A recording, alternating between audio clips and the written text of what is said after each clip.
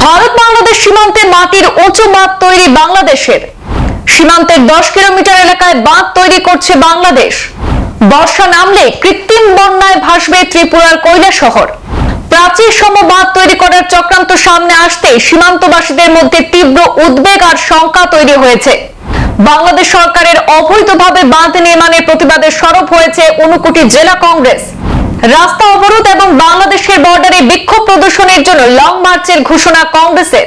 ঊনকোটি ত্রিপুরা জেলার কৈলাসহরের রাঙ্গাউটি গ্রাম পঞ্চায়েতের দেবীপুর এলাকায় ভারত বাংলাদেশের আন্তর্জাতিক সীমান্তে বাংলাদেশ সরকার অবৈধভাবে বাঁধ নির্মাণ করার প্রতিবাদে ঊনকোটি জেলা কংগ্রেস রাস্তা অবরোধ এবং বাংলাদেশের বর্ডারে বিক্ষোভ প্রদর্শন করার জন্য লং মার্চ করার ঘোষণা দিয়েছেন বিধায়ক বিরজিৎ সিনহা। আজ বুধবার কৈলাসহরে কংগ্রেস ভবনে সাংবাদিক সম্মেলন করে এই কথা জানিয়েছেন বিধায়ক বিরজিৎ সিনহা। সাংবাদিক সম্মেলনে বিধায়ক বিরজিৎ সিনহা জানান যে আগামী 25 জানুয়ারি সকাল 9টায় কৈলাসহরের এয়ারপোর্টের সামনে কৈলাসহর কুমারঘাট রাস্তা অবরোধ করে বিক্ষোভ প্রদর্শন করা হবে এবং দেবীপুর এলাকায় ভারত বাংলাদেশের আন্তর্জাতিক সীমান্তে বিক্ষোভ প্রদর্শন করার জন্য কৈলাসহরের টিলাবাজার থেকে কর্মী সমর্থকরা লং মার্চ শুরু করবেন। এছাড়াও বিধায়ক জানিয়েছেন দেবীপুর এলাকা সহ কৈলাসহরের বিভিন্ন অঞ্চলে ভারত বাংলাদেশের আন্তর্জাতিক সীমান্তের পাশে মনু নদীর তীরে যে বাঁধ রয়েছে সেই বাঁধের কাজ দ্রুত শুরু করার দাবিও রাখেন। তাছাড়া সাংবাদিক সম্মেলনে ঊনকোটি জেলা কংগ্রেসের সভাপতি মোহাম্মদ বদরুজ্জামান জানান আগামী 15 দিনের মধ্যে যদি রাজ্য সরকার কৈলাসহরের মনু নদীর কাছে বাঁধ নির্মাণের কাজ শুরু না করে তাহলে কৈলাসহরকে রক্ষা করার জন্য কৈলাসহরে 48 ঘন্টার বন্ধ ডাকা হবে বলেও ঘোষণা করা হয়েছে। এদিনে সাংবাদিক সম্মেলনে বিরজিৎ সিনহা ছাড়াও উপস্থিত ছিলেন ঊনকোটি জেলা কংগ্রেসের সভাপতি মোহাম্মদ বদরুজ্জামান, কংগ্রেস নেতা রুদ্রেন্দ্র ভট্টাচার্য, শ্যামল ভট্টাচার্য, রুনু মিয়া, আশিস সেনগুপ্ত, সুধাংশু সিনহা প্রমুখ। একটা জ্বলন্ত বিষয় যে কৈলাসহর মহকুমা বন্যা কবলিত একটা এরিয়া ছিল। বিভিন্ন সময়ে সরকারের উদ্যোগে বন্যা নিয়ন্ত্রণ বাঁধ হয়েছে। কৈলাসহর থেকে কুমারঘাট পর্যন্ত এই বাঁধের পরিধি হচ্ছে 100 কিলোমিটার এবং এই বাঁধগুলো সময় সময় মেরামত হয় না, শুধু নদীর মধ্যে বোল্ডার ফালানো হয়। যাই হোক, আমরা এবার আপনারা দেখেছি যে বাংলাদেশ সরকার সেই রাঙ্গাউটি গাঁওসভার অদূরে দেবীপুর বাংলাদেশ বর্ডারে বাংলাদেশে একটা বড় বাঁধ নির্মাণ করছে। বিধানসভাতে আমি সরকারের দৃষ্টি আকর্ষণ করে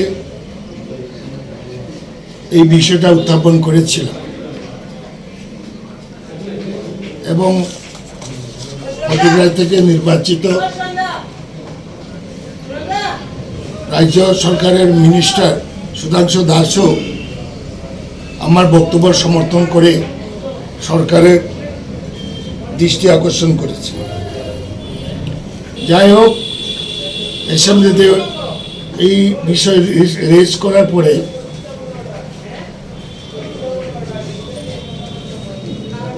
পত্রপত্রিকা, ইলেকট্রনিক মিডিয়া থেকে সমস্ত সংবাদে পরিবেশিত হয়েছে এবং প্রথমে বলি যে মুখ্যমন্ত্রী তড়িৎ গতিতে এটা উনি ব্যবস্থা নিচ্ছেন। তার জন্য মুখ্যমন্ত্রী ডক্টর মানিক সাহাকে অসংখ্য ধন্যবাদ জানাই।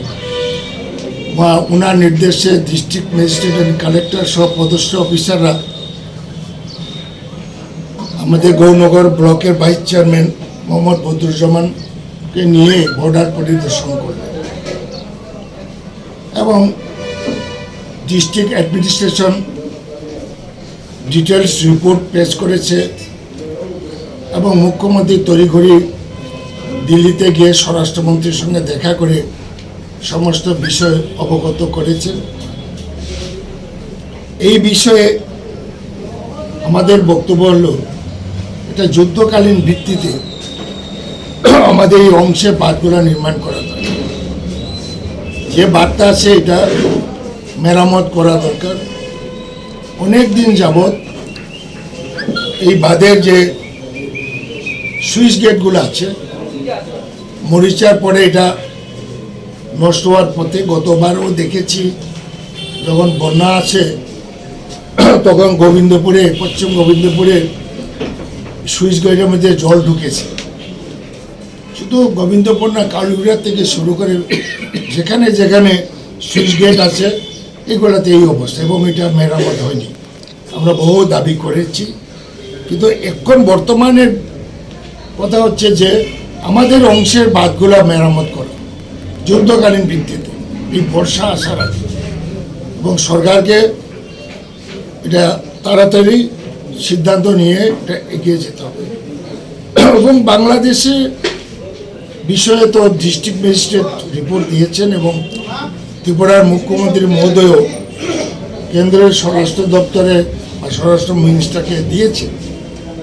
তো আমরা বিশ্বাস করি খুব তাড়াতাড়ি এই বাঁধগুলা নির্মাণ করবেন বা মেরামত করবেন।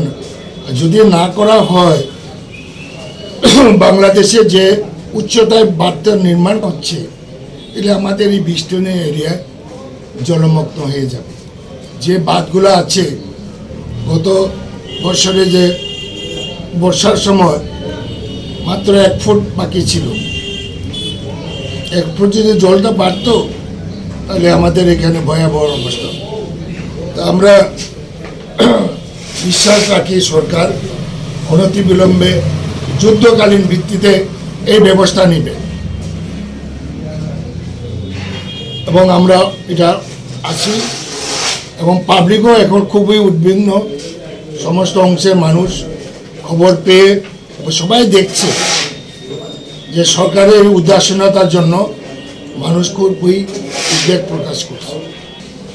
অ্যানাউন্স না করে বা বাঁধ নির্মাণের কাজ যদি না হয় তাহলে আমরা তো বসে থাকতে পারি না। এবং আমরা কংগ্রেস পার্টির থেকে, আমরা জেলা কংগ্রেস থেকে আমরা আন্দোলন করব, এবং আগামী 25 তারিখে তিলা বাজারে আমরা